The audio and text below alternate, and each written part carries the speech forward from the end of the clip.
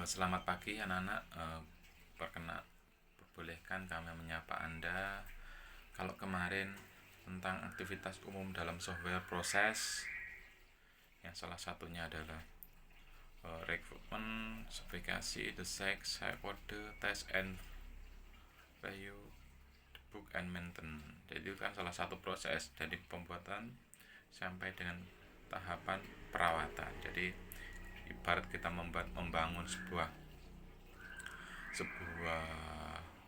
perusahaan, itu tahapannya sampai dengan tahapan perawatan, dimana nanti ketika ada kekurangan atau yang ada sudah lemah-lemahnya ya. Nah, kemudian sampai dengan analitik aktivitas. Kalau kemarin kan kita sampai dengan karakteristik software proses yang baik, ada understanding, visibility, supportability, accessibility, reliability, robustness, maintainability. Yang terakhir rapidity. Penjelasannya sudah jelas, yaitu kalau understandability, jadi understand itu apa? Mudah dipahami oleh suatu, mudah, understand itu kan mudah. Visibility mempunyai hasil yang jelas dan kemajuan proses dapat terlihat luar biasa oleh pihak pengembangnya. Supportability, support itu dukungan, jadi artinya apa? Kita dapat didukung oleh teknologi semacam cache tool dan lainnya. Accessibility, akses itu ada dapat diterima, dapat diproses atau terdefinisi oleh software lain. Artinya si engineering selama yang membangun produknya support beberapa program. Reliability, real itu nyata, artinya apa? Proses disesuaikan suatu metode untuk menghindar dari kesalahan. Artinya apa?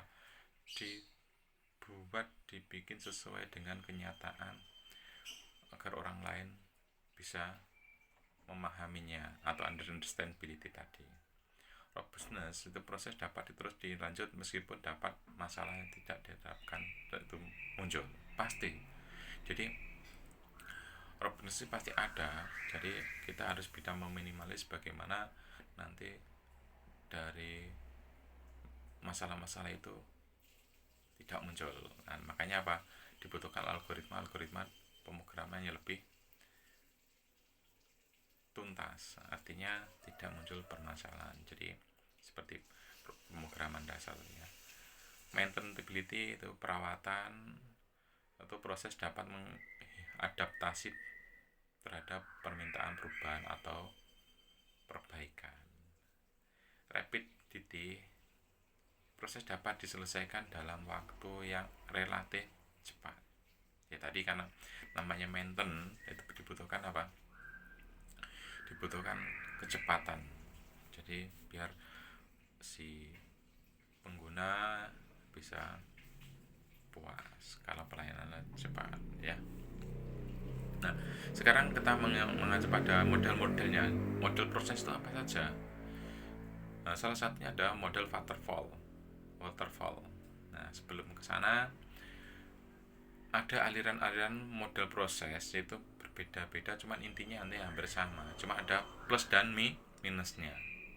Nah, kita mulai dari life cycle yang pertama adalah atau apa disebut apa? Siklus hidupnya.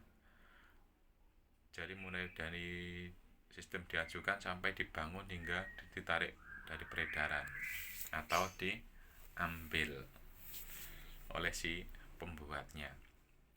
Nah, fungsi utamanya apa? Fungsi utama dari pengembang RP perangkat lunak adalah menentukan tahapan-tahapan yang diperlukan dan pengembang perangkat lunak sendiri. Kemudian menentukan urutan pelaksanaan dari tiap-tiap tersebut dapat dalam rangka mengembangkan perangkat lunak. Artinya apa? Ada kendali. Kemudian menentukan kriteria transisi atau perpindahan dari satu ke pihak lainnya jika terdapat perubahan struktural atau yang lain, atau perubahan tenaga kerjanya ya. Yang pertama tadi adalah salah satunya adalah waterfall. Model ini sebenarnya adalah linear squirrel model. Model ini sering disebut sebagai classic life cycle atau model waterfall. Model ini waterfall muncul pertama kali sekitar tahun 70, jadi sudah lama sekali, hingga sering dianggap kuno. Ya, model ini melakukan pendekatan secara sistematis, urutan mulai dari level kebutuhan maintenance disebut, ya, makanya dikatakan sebagai waterfall. Karena tahap ini dilalui harus menunggu selesainya tahap sebelumnya. Artinya apa? Ketika tahap awal belum selesai, jadi tahap berikutnya tidak bisa diselesaikan. Ya, gambarnya requirement definisi, sistem software design, implementasi and unit testing, implement and system testing, operasi and maintenance. Jadi ada 5 tahap. Jadi ketika tahap pertama belum terselesaikan, sistem and software design tidak bisa dibuat.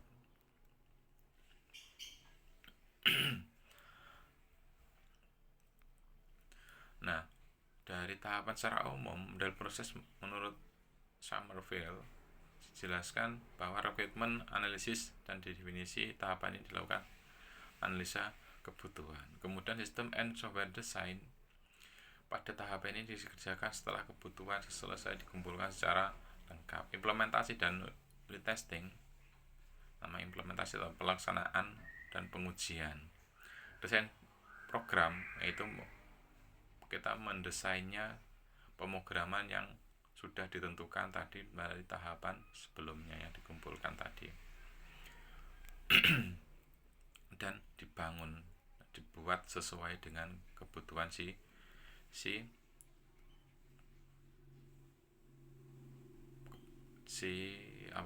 klien atau pelanggannya. Kemudian ada integral and system testing. Integrasi itu apa? Menyatukan, jadi menguji semua perangkat yang dibutuhkan.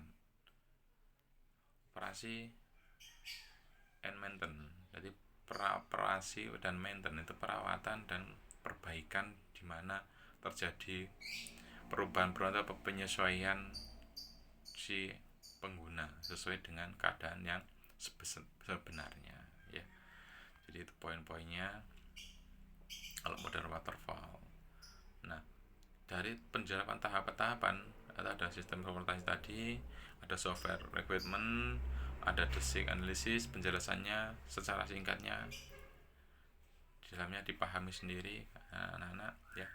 Harus sesering mungkin kalian membaca, ya. Jadi ada literasi membacanya, ya. Nah, sampai nanti ada kelebihan dan kekurangannya. Nah, penjelasannya kan dipahami sendiri. Dan kelebihannya apa, anak-anak? Kelebihannya dari model waterfall itu paling banyak digunakan karena mengadaptasi menggunakan model ini mudah. Kemudian kelebihannya ketika semua kebutuhan sistem dapat didefinisikan secara utuh, tereksplisit lebih besar awal proyek, ya. Karena kekurangannya apa atau kelemahannya salah satunya adalah ketika problem muncul maka proses berhenti. Kenapa? Karena tadi dalam pembuatannya saja ketika tahap pertama belum diselesaikan, tahap berikutnya tidak bisa dikerjakan. Jadi saling berurutan, berantai. Makanya ketika program misalkan yang rusak hanya sistem pada akhir, otomatis harus dikerjakan dari tahap awal. Jadi berantai.